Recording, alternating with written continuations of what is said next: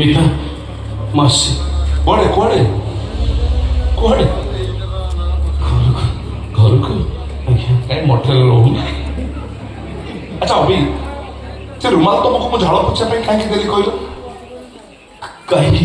କାଳେ ମୋ ହାତରେ ଝାଳ ଲାଗିଯିବ।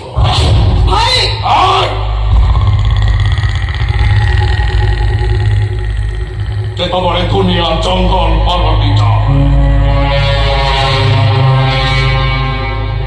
ମଣିଷ ପଶୁ ହେଇଛ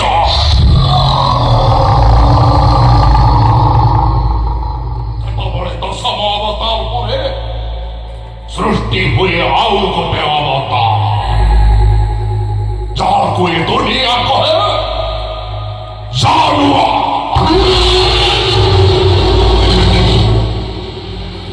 ପରୀକ୍ଷାରେ ଫେଲ ହଉଥିଲି ବୋଲି ତ ବାପା ମୁଣ୍ଡ ତଳକୁ ହିଁ ଯାଉଥିଲା। ପାସ୍ କରିପାରୁନଥିଲି ବୋଲି ଗୋଟେ ପେନସିଲ ବି ଦଉନଥିଲା। ପେନସିଲ ଚୋରି କଲେ ଉପାସ ରଖୁଥିଲା। ମିଛ ପ୍ରେମ ଚିଠି କେସରେ ବାହାର ଲୋକଙ୍କ ସାମ୍ନାରେ ଉଠ ବସ କରି ମତେ ଘରୁ ଯିବା ପାଇଁ ବାଧ୍ୟ କରିଦେଇଥିଲା। ସବୁ କରୁଥିଲା ତାର ମାନ ସମ୍ମାନ ପାଇଁ। ହେଲେ ତୁ ଏଠି କରୁଥିଲୁ କଣ ଭାଇ?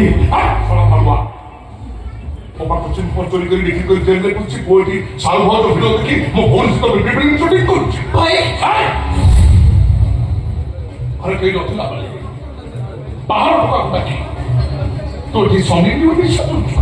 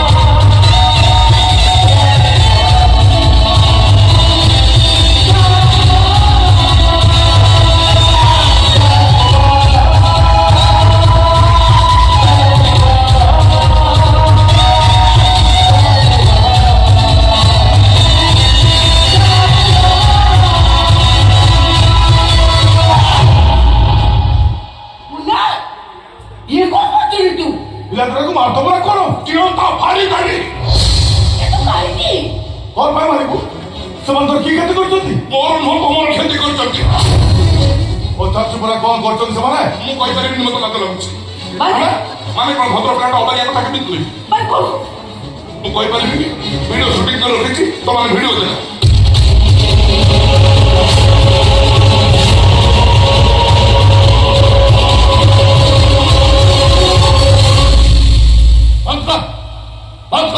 ଆରମ୍ଭ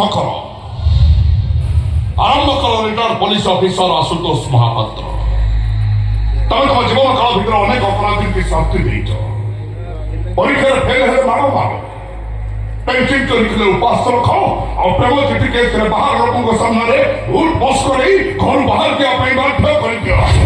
ବିନା ଦୋଷରେ ମିଛ କେସରେ ଜେଲକୁ ପଠେଇ ଦିଅ। ଯୋଗେଶ ଦାସର ସ୍ତ୍ରୀକି ବଳାତ୍କାର କରି ତା ପୁଅକୁ ଭଲ କହୁଛୁ ମୋ ଘରୁ ବାହାର ଯାଉ। ତାହେଲେ କଣ କରିବୁ? ପଚାରୁଛି କଣ କରିବୁ ତୁ? ମୋ ସ୍ୱାମୀଙ୍କର ପୋଲିସ ଚାକିରି ନାହିଁ ଏ କଥା ସତ, କିନ୍ତୁ ପୋଲିସ ଡିପାର୍ଟମେଣ୍ଟର ଅଛି ଅଜ୍ଞତା ବି ସତ। ତମେ ବିନା କାରଣରେ ବାରମ୍ବାର ଆମ ଘରକୁ ଆସି ଆମକୁ ହଇରାଣ କରୁଛ ବୋଲି ମୁଁ ପୋଲିସରେ କହିବାକୁ ବାଧ୍ୟ ହେବି। ତାପରେ ତ ଅବିବାହିତ ଝିଅର ବିବି ଭିଡିଓ ମୁଁ ସୋସିଆଲ ମିଡିଆରେ ଭାଇରାଲ କରିଦେବି।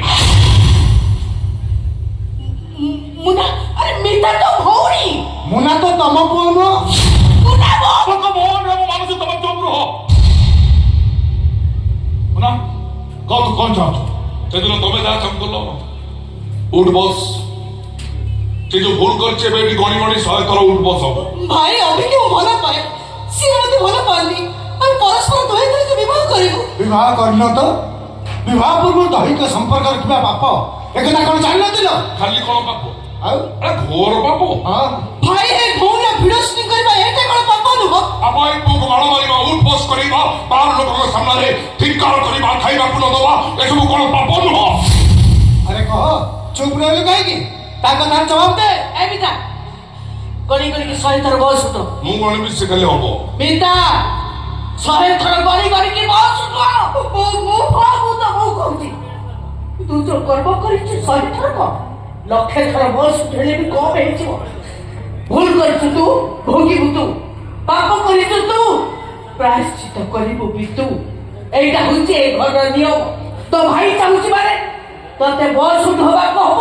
শোনা ଆଜ୍ଞା তো গণিবা স্টার্ট কর, ମୁଁ তোকে বাহিরে অপেক্ষা করছি। ঠিক আছে। ওই উঠ বস, উঠ বস।